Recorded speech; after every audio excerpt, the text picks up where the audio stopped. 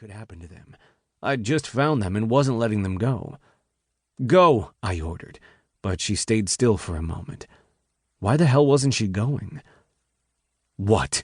It came out as a bark, but she had to get the hell out of here and get to the clubhouse.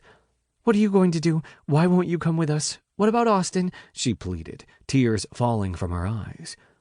I gripped Ensley on each shoulder and looked deep into her eyes, needing her to see the desperation for them to get far away from danger.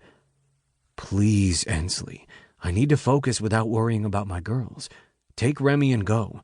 Now."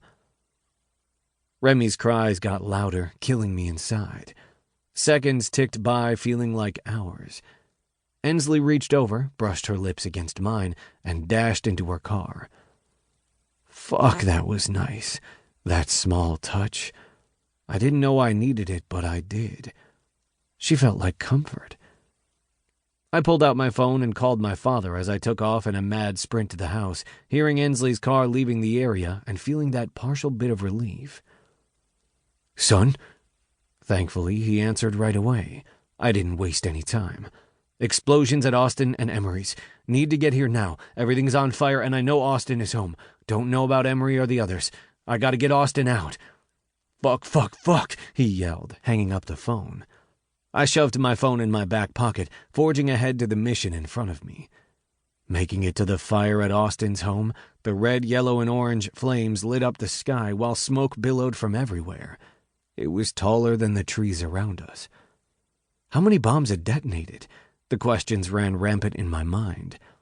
In the military, I was trained to identify the source of my problem and work out the solution.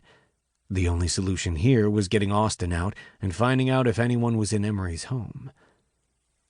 Heat. The closer I got, the more it enclosed around me, sucking me in and wanting me to enter it. Fire was a dangerous element.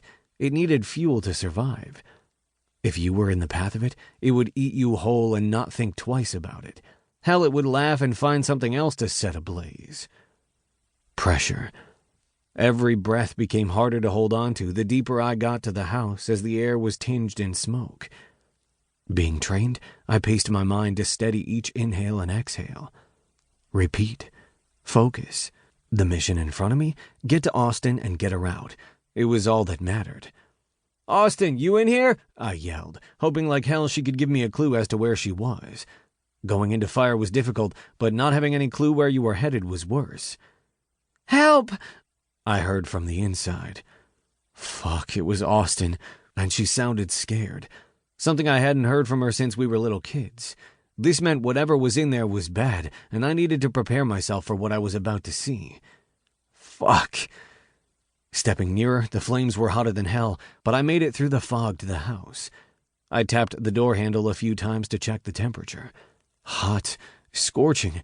Luckily, I hadn't gripped the handle or my hand would have been burned to shit.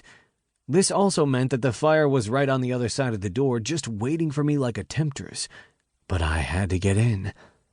I used my arm to cover my face, knowing flames would be on the other side as I kicked the door down with my booted foot. Fire came out in a flash as I bent down to evade the flames, then its angriness receded back inside.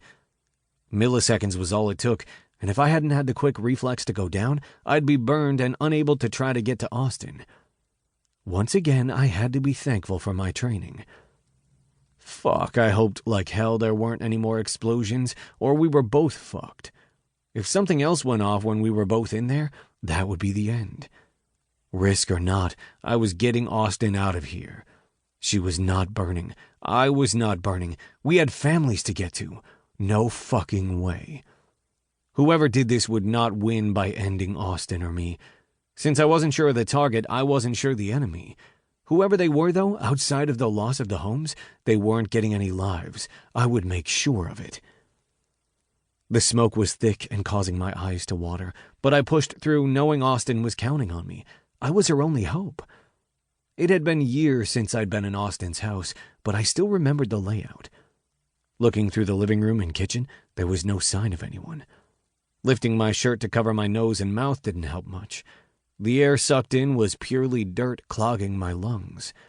It wasn't until I reached the bathroom in the hallway on my way to the bedroom that I heard it again, screaming with the added bonus of banging on the door like someone was kicking it, trying